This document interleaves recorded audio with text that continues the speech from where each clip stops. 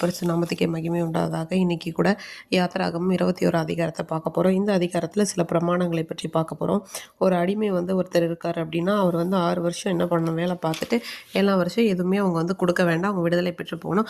அதுவே அவன் தனியாக வந்திருந்தான் அப்படின்னா தனியாக திரும்ப போகணும். அவன் திருமணம் ஆனவனாக வந்திருந்தான்னா அவனுடைய மனைவியை என்ன பண்ணணும், கூட்டிகிட்டு போகணும். அப்படி இல்லை அந்த மனைவிக்கு அவனுக்கும் ஒரு பிள்ளைகள்லாம் இருக்காங்க அப்படின்னா அந்த பிள்ளைங்களும் அந்த மனைவியும் அந்த எஜமானுக்கு கீழே இருக்கணும். இவன் மட்டும் தனியாக போகலாம்.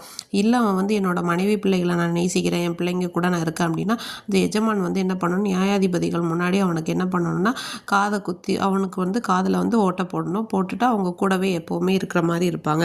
அடுத்ததாக என்னென்னா இப்போ ஒருத்தர் ஒரு மகளை வேலைக்காரியாக விற்று போடுறான் அப்படின்னு சொன்னால் அந்த வேலைக்காரன் போகிற மாதிரி அவள் போக முடியாது. அவளை அந்த எஜமான் என்ன பண்ணலான்னா மீட்லாம். அப்படி இல்லை அப்படின்னா அவன் இன்னொருத்தவங்க கையில் என்ன பண்ணக்கூடாது, விற்று போடக்கூடாது. ஒருவேளை அந்த வேலைக்கார பொண்ணை அவன் தன்னோட பையனுக்கு திருமணம் செய்து வைக்கலாம் அப்படின்னு நினைக்கிறாரு அப்படின்னா அது மாதிரி திருமணம் பண்ணி வைக்கலாம். இல்லை தன்னோட பையனுக்கு வேற ஒரு பொண்ணை திருமணம் பண்ணுறாரு அப்படின்னா அந்த பொண்ணுக்கு செய்ய வேண்டிய கடமைகள், இப்போ திருமண கடமைகள் எல்லாத்தையும், துணி எல்லாமே அவர் பார்க்கணும். ஒரு ஆள் தன்னுடைய பையனுக்கே திருமணம் வச்சாருன்னா அவர் பண்ணி வைக்கிறாரு அப்படின்னா ஒரு மகள் போல் அவரை நடத்தணும். அடுத்ததாக இதை 3மே செய்யாமல் போகிறாரு அப்படிங்கிற பட்சத்தில் என்ன பண்ணலான்னா அவளும் பணம் எதுவும் கொடுக்காம அவள் என்ன பண்ணலாம், விடுதலை பெற்று போகலாம். இப்போ ஒரு மனுஷனை ஒருத்தர் சாகிற மாதிரி அடித்து அவன் கொலை செய்யப்பட கடவணும். அடுத்ததாக அதுவே ஒரு தெரியாதனமாக நடந்துருச்சுன்னா அது பரவாயில்ல, தப்பி போகிறது போய் ஓடி போய் சேர வேண்டிய வேற ஒரு ஸ்தலத்தை கடல் காண்பிப்பேன் அப்படி நியமிப்பேன் அப்படின்னு சொல்கிறாங்க. இன்னொருத்துக்கு விரோதமாக சதிமோசம் செய்து அப்படி கொண்டு போட்டாலும் அவனையும் கொலை செய்யப்பட வேண்டும். தகப்பட தாயினை அடிக்கிறவனும் நிச்சயமாக கொலை செய்யப்பட வேணும்.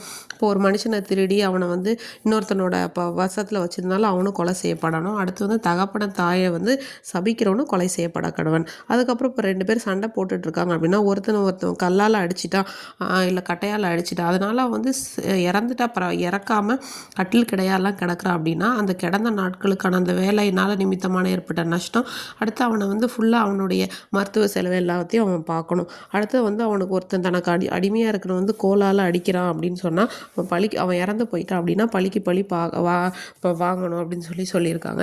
அடுத்து அவன் 2 நாளோ 1 நாளோ உயிரோடு இருக்கான் அப்படின்னா அவன் அவனுடைய உடமை ஆகாமல் அவனை அப்படின்றதுனால பழி வாங்க வேண்டியது இல்லைன்னு. இப்போ 2 பேர் சண்டை போடும்போது ஒரு கர்ப்பவதியாக இருக்காங்க, அவங்களுக்கு அவங்கள அடிச்சிடுறாங்க அப்படிங்கிற பட்சத்தில் அவளுக்கு எந்த சேதமும் இல்லை, கர்ப்பம் மட்டும் விழுந்து போச்சு அப்படின்னா அவன் புருஷன் நியாயாதிபதிகளும் சேர்ந்து என்ன கேட்குறாங்களோ அந்த தண்டனை அவனுக்கு கொடுக்கப்படணும். அடுத்து வேற சேதம் உண்டானால் அப்போ வேற ஏதாவதுனா ஜீவனுக்கு ஜீவன், பல்லுக்கு பண், கண்ணுக்கு கண் அப்படிங்கிறதெல்லாம் இருக்குது. அடுத்ததாக என்னென்னா இப்போ மாடு வச்சுருக்காங்க அப்படின்னா இப்போ ஒரு மாடு மனுஷனையோ ஒரு யாரையோ முட்டிருச்சு அப்படின்னா அந்த மாடு கல்லெறியப்படணும், அதோட மாம்சத்தை சாப்பிட முடியாது.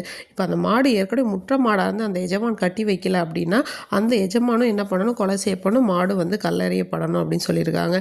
இதே ஒரு மாடு யாரை முட்டினாலும் அப்படிதான், ஒரு அடிமை பெண் அடிமையை முட்டிடுச்சு அப்படின்னா அப்போ அந்த எஜமானுக்கு என்ன பண்ணணும், அந்த மாட்டோட சொந்தக்காரங்க 30 சேக்கல் வெள்ளியை கொடுக்கணும் அப்படின்னு சொல்லியிருக்காங்க.